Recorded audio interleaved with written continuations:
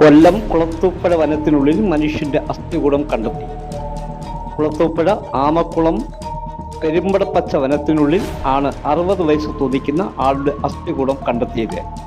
കഴിഞ്ഞ 6 മാസങ്ങൾക്ക് മുന്നേ കാണാതായ അയാളുടെ അസ്ഥികൂടമാണെന്ന് പോലീസ് സംശയിക്കുന്നു. വനത്തിനുള്ളിൽ മരത്തിൽ തൂങ്ങി മരിക്കുകയായിരുന്നു. മരത്തിന്റെ ചുവട്ടിൽ ഉടലിന്റെ അസ്ഥികൂടവും അല്പം മാറിയുള്ള മരത്തിൽ തലയോട്ടി കയറിൽ തൂങ്ങി മരിച്ച നിലയിലുമാണ് കണ്ടെത്തിയത്. മരത്തിൽ പ്ലാസ്റ്റിക് കയറിൽ തൂങ്ങി മരിച്ച് ദിവസങ്ങൾ കഴിഞ്ഞപ്പോൾ തലയോട്ടി ഒഴികെയുള്ള ശരീരഭാഗം ഇറന്ന് മരത്തിന്റെ ചുവട്ടിൽ വീഴുകയായിരുന്നു.